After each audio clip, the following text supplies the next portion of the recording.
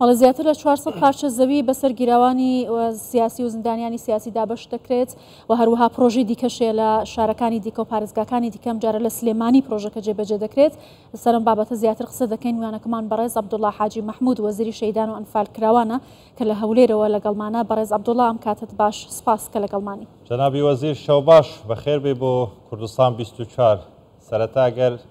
لە دابەشکردنی زەویەکانەوە دەست پێ بکەین. میکانیزمی دابەشکردنی و وەرگرتنی ئەم زەویانە چۆنی دەبێتن؟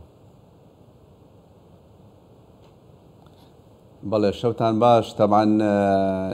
لە کابینەکانی پێشوو فەرمان دەرچوو بوو بۆ ئەو زیندانە سیاسیانەی کە بە پێی یاسای ژمارە 11 ساڵی 2011 ینی ڕێکارەکان تەواو بوو کە مەشمول بوون بەوەی کە زەویان پێ بدرێ و دوای ئەوەی یاسای چاکسازی هاتە ئاراوە لەم کابینەیە جارێکی تر فەرمانەکە نوێ کرایەوە و لەگەڵ وەزارەتە پەیوەندیدارەکان بە تایبەتی وەزارەتی شارەوانی و کۆبوونەوەمان ئەنجامدا و خاڵی لە یەک تێگەشتمان ئیمزا کرد بۆ ئەوەی کاراسانی بکرێەوە. لیژنەی مەیدانیمان دروست کرد لە سنووری پارێزگاکان و یەکە ئیدارەکان. تەبعاً بە پێی ئەو ڕێکارانی کە دانراوە و بە پێی یاسا ئەوانی کە فەرمانیان هەیە زەویان بەسەرا دابەشەکرێ و ئەوە ژەمێنێتەوە بۆ سنووری ئەو شارەوانیانی کە هەیە. دیارە ئەوەی کە ئێستا هەیە لە سنووری پارێزگای سلێمانی لەو ڕێژەی کە فەرمانیان هەیە و ژمارەیەکیان ڕێکارەکانیان بۆ تەواو بووە و سبەینێ تیر و پشکیان بۆ دەکرێت بە پێی ئەو ڕێکارانەی کە دانراوە ئەوانەی بە پێی یاسا کە ڕێکارەکانیان تەواو کردووە لەلایەن لیژنەیەکی تایبەتەوە تیر و پشکیان بۆ دەکرێت و ئەم پرۆسەیە پرۆسێکی بەردەوامە. تەمەناکەین لە سنووری سەرجەم پارێزگاکان و یەکە ئیدارەکان کار ئاسانی بکەن بۆ ئەوەی لەلایەن وەزارەتی شارەوانیەوە زەوی تەرخان بکرێ بۆ سەرجەم ئەوانەی کە فەرمانی زەویان هەیە کە لەلایەن ئەنجومەنی وەزیران و وەزارەتی کاروباری شەیدان و دوجار لایەنە پەیوەندیدارەکان کە کاتی خۆی لیژنەمان ئامادە کردووە بۆ ئەوەی سوودمەند ببن لە وەرگرتنی زەوی. باڵە جەنابی وەزیر، ئەو زەویانەی کە بەسەر ئەم کەسانەدا دابەش دەکرێت لە سنووری شارەوانی شارەکاندا خزمەتگوزاری پێویستی بۆ بەردەست دەبێت، دەتوانن دواتر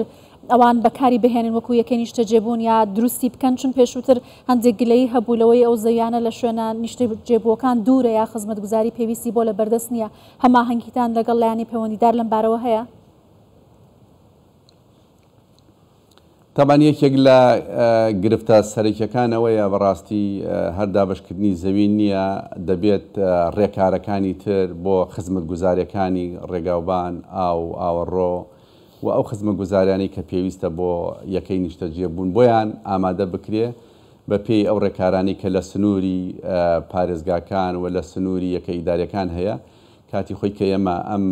کۆنووسەمان ئامادە کردووە یەکێک لەو خاڵانە ئەوە بووە کە لەگەڵ لایەنە پەیوەندیدارەکان گفتوگۆمان کردووە تەنها ئەوە نەبێت زەویەکەیان پێ بدرێت، چکە خۆتان نەزانن ئەگەر ڕێکاری خزمەتگوزاری نەگیرێتە بەردوایی ئەو زەویانە ینی شتێکی ئەو تۆ نابێت بۆ ئەوەی بتوانین لە ڕابردوودا ئەمانە خۆتان نەزانن بە تایبەتی زیندانیانی سیاسی ئەتوانی بڵێن ئەمانە شەهیدی زیندون بۆ ئەوەی بتوانن لە پاڵ ئەم ئازادی و دیموکراسی هەیە بحەوێنەوە. هەرچەند ئەمەش مافێکی سەرەتایی و ئاسایی خۆیانە و مافێکی یاساییە بەداخەوە نابوو ئەمە بکرێتە مایەی هەواڵ و مانشێت و گفتوگوی لەسەر بکرێت. دەبواە ئەمە لە کاتی دەرچوونی ئەو یاسا و ئەو بڕیاری کە دەرچووە ئەو زیندانەی کە مافەکەی یەکلای بۆتەوە زەویەکەی پێ بدرایە و یەکەی نیشتە جێبوون و ئەو ماف و ئیمتیازاتانی کە هەیە بۆ جێبەجێ بکرایە. بەڵام ئێستەی ژەمەیەکێکە لەو دەستکەوتانی کە ئێمە جەختمان لەسەر کردوێتەوە و 11,000 و تقریبا 141 زەویە کە پاچ زەویە بۆ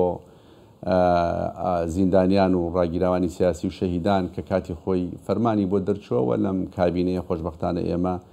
فەرمانەکەمان نوێ کردەوە سەرڕای یاسای چاکسازی بۆ ئەوەی سوودمەند ببن لە خزمەتگوزاریەکانی وەزارەتی کاروباری شەهیدان و فالکراوان و ئەو مافە یاسایی کە خۆیان هەیەیان. باشە جەنابی وەزیر ئەمەی کە دابەش دەکرێت تەنها بوو پارێزگای سلێمانیە لە چوارچێوەی قسەکانیشدا ئاماژەت بەوە کرد کە تەمەنا دەکەین بۆ ناوچەکانی تر و پارێزگەکانی تریش تر پارچە زەویەکان دابەش بکرێن یان دابین بکرێن. ئەوانەی پارێزگەکانی تر جگە لە سلێمانی لە چاوەڕوانیدا بن بەم نزیکانە شتێک دەبێتن کە ئەوانیش سودمەند ببن لە وەرگرتنی پارچە زەوێ بێ یان شوقە بێ یان خانوو بۆ هەر خانوو بێ یان هەر شتێکی تر. تەبان ئێمە یەکێک لە کارە سەرەکیەکان یا خزمەت گوزارە سەرەکیەکانی وەزارەتی کاروباری شەهیدان و فالکراوان بۆ وارسی شەهیدان بۆ زیندانیانی سیاسی بۆ ئەوانەی بە پێی یاسا مافی خۆیانە بۆیان جێبەجێ بکرێ ڕێکارمان گرتووەتە بەر. بەڵام ئەوەی کە گرنگە و ئەو پرسیاری جەنابیشت باست کرد ئەوەیە کە لێرەوە منیش داواکەم لە لایەنە پەیوەندیدارەکان ئەو لیژنانی کە ئامادە کراون بە تایبەتی وەزارەتی کاروباری وەزارەتی شارەوانی بۆ ئەوەی ڕێکار بگرێتە بەر لە ماوەیەکی کەمە. خۆتان نەزان مەسلەی زەوی گرفتێکی سەرەکیە لە ئێستادا کە وەکو پێویست ئەو زەوی کە گونجاو بێ کە خزمەت گوزارەکانی بۆ دابین بکرێت ئەوەش ئەرکێکە ئەکەوێتە سەر وەزارەتە پەیوەندیدارەکان بۆیە ئاسان نییە. بەڵام مای دەستخۆشیە لە ئێستادا کە لە سنووری پارێزگای سلێمانی ئەو ژمارە زەویە لە کۆی تەمان بە پێی ئەو لیستانەی کە ڕێکخراوە ئەوانەی مافی وەرگرتنی زەویان هەیە کە سوکاری شەهید بێ یا زیندانی سیاسی بێ لە سنووری شارەوانەکەی خۆی زەویەکەی بۆ تەرخانەکرێت. لە ئێستادا لە سنووری پارێزگای سلێمانی شارەوانی سلێمانی نزیکەی 1010 پارچە زەوی ئەوانی کە داغڵیش سنووری شارەوانی سلێمانین لە ئێستادا 400 نزیکەی 16 پارچە زەوی ئامادەکراوە و ڕێکارەکانی گیراوەتە بەر و مامەڵەکانیان تەواو بووە. لە داهاتوویەکی نزیکیشدا مامەڵەی سەرجەم ئەوانەی کە بە پێی یاسا ئەوانەی کە فەرمانیان هەیە تەواوەکرێ و ڕێکارەکانە گیرێتە بەر و تەمەناکەم بە تایبەت وەزارەتی شارەوانی زەوی تەرخان بکە لە سنووری پارێزگاکانی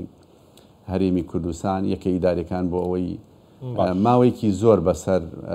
ئەم پرۆسەیەدا چوو وە گلەی گازندەیەکی زۆر هەیە و حەقی خۆشیانە لە ڕاستیدا هەم کەسوکاری سەربەرزی شەهیدان هەم زیندانیانی سیاسی کە ئەو مافوی ئیمتیازاتانیان بۆ جێبەجێ بکرێ بە تایبەتی یەکەی نیشتە جێبوون کە لایەنێکی گرنگی ژیان و گوزەرانی هەم زیندانیانی سیاسی بە کۆی ڕاگیرا و ئەوانی کە بە پێی یاسا مەشمولن و کەسوکاری سەربەرزی شەهیدان بتوانین کارەکانیان بۆ جێبەجێ بکەین بە تایبەتی مەسەلەی یەکەی نیشتە جێبوون چ زەوی بێت چ یەکەی نیشتە جێبوون بێ تەوەجوی حکوومەتی هەرێمی کوردستانیش و کابینەکە بە گشتی ئەوەیە کە بتوانین ئەم پرسە یەکلایی بکەینەوە. ئێمە وەکو وەزارەتی کاروباری شەهیدان و فالکراوان ئەوەی لەسەر ئێمە بووە هەموو ڕێکارێکمان گرتووەتە بەر و فەرمان دەرچووە لەلایەن سەرۆکوەزیرانی حکوومەتی هەرێمی کوردستان و وەزارەتی کاروباری شەهیدان لیستەکانی تەحویلی وەزارەتی شارەوانی کردووە و هەماهەنگی و لیژنەمان دروست کردووە لەگەڵ وەزارەتە پەیوەندیدارەکان ئەوەی ماوەتەوە لایەنە پەیوەندیدارەکانە بۆ تەرخانکردنی زەوی و بۆ گرتنەبەری ڕێکارە خزمەت گوزاریەکان بۆ ئەو زەویانەی کە لەلایەن وەزارەتی شارەوانی و تەرخانەکرێ. ئومێدەوارم پەلەی لێ بکەن بۆ ئەوەی چیتر لە چاوەڕوانیدا نەبن چکە فترێکی زۆری بەسەردا چوو و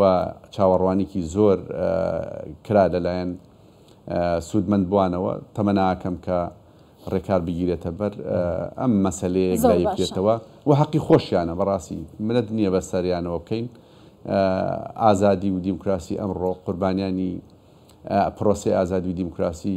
زیندانیانی سیاسی و کەسوکاری سەربەرزی شەهیدان